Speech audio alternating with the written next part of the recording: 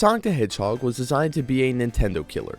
Sonic 1 was designed to be a game that could not be made on 8-bit systems. Sonic was pushing the frontiers of gaming.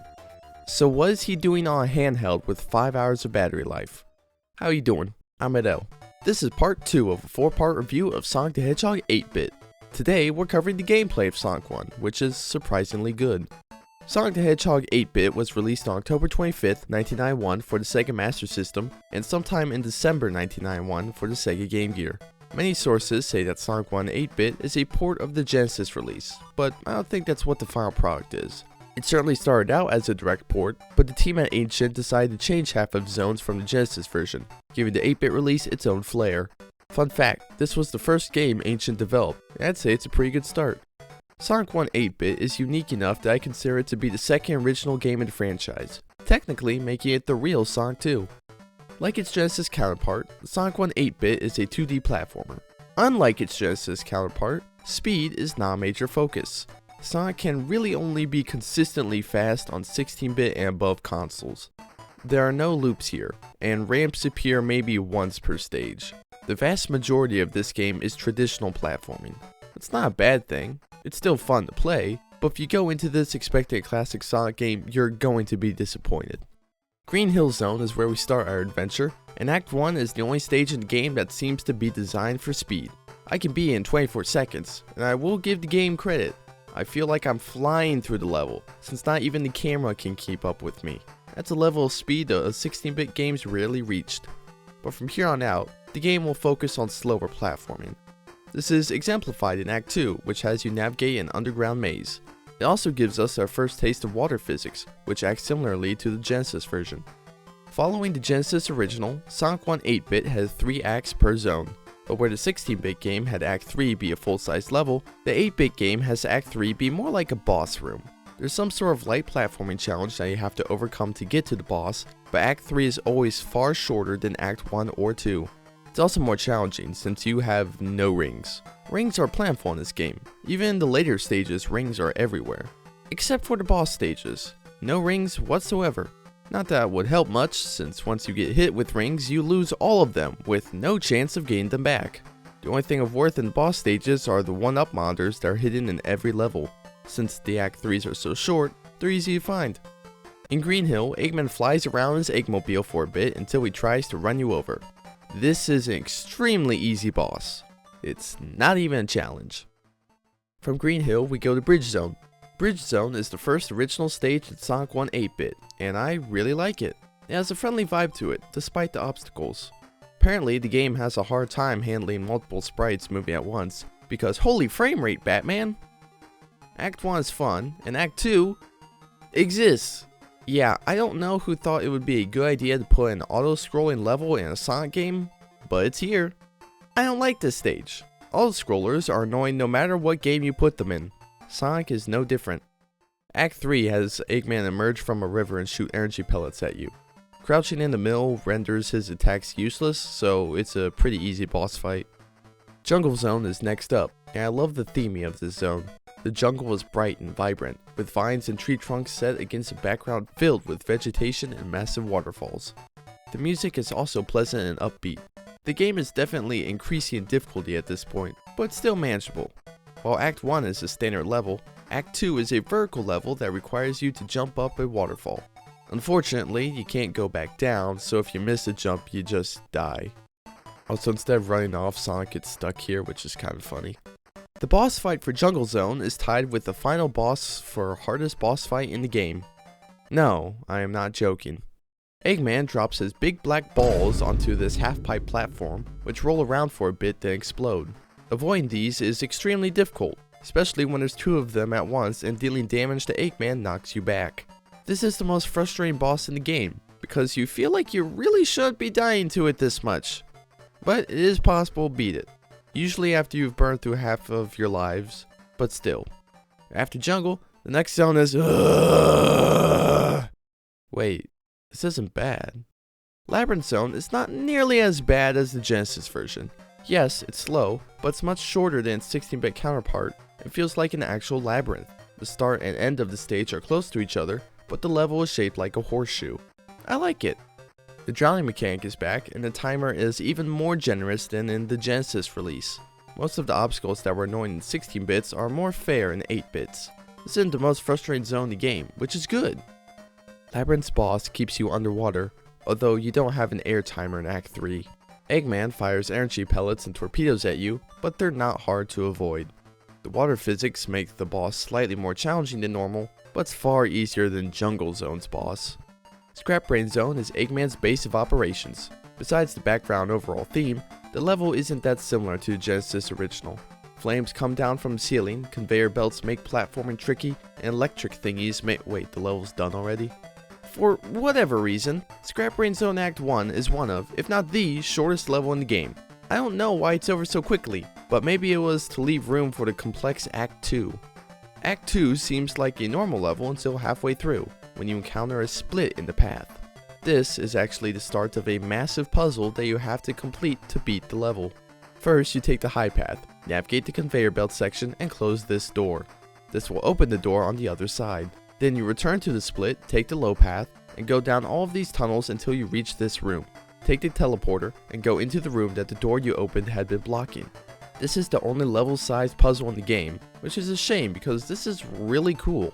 Take some time to figure it out, but once you do, it's one of the best moments in the game. Alright, Act 3. We're nearing the end, so this boss will be tough. Wait, rings? Oh no, this boss must be crazy hard if the game is giving me rings. Act 3 of Scrap Brain Zone sends you upwards through a mess of doors and switches. Once you reach the top, you catch Eggman lacking and give chase. Somehow, Sonic the Hedgehog isn't fast enough, and Eggman escapes to his sky base. Sonic follows him and the level ends. Where's the boss? Scrap Brain Zone is the only zone in the game to not have a boss at the end of Act 3. It's certainly unexpected. Skybase Zone Act 1 is at the top of Scrap Brain, and appears to be a mooring deck for the real Skybase. It's another short level, with arcs of electricity appearing every few seconds. It's a tough path up towards Eggman's blimp. Not impossible though. Skybase Act 2 is spent on the outside of the blimp, dodging cannons and dealing with some tricky platforming. At the end, you go inside the craft and race toward where Eggman is hiding. Act 3 is a standard Act 3 for this game, a short platforming section leading to a boss. This is the final boss, featuring Eggman trying to shock you with a wall of electricity and attempting to fry you with an energy ball. It's the hardest boss in the game, or at least it's supposed to be, and Eggman goes down hard. Once you smash open the control center, Eggman flees to a teleporter which takes him to Green Hill Zone. You follow him and make sure that he is truly defeated. The end. That's the meat and potatoes of the game, but I haven't mentioned the special stages or the Chaos Emeralds. In most other Sonic games, you find the Chaos Emeralds in the special stages, but in Sonic 1 8-bit, they are separate. If you pass the signpost at the end of the level with 50 or more rings, you will be transported to the special stage. In the special stage, you can collect continues, extra lives, and lots of rings. You have to get to the end of the stage before the timer runs out to get the points from collecting rings.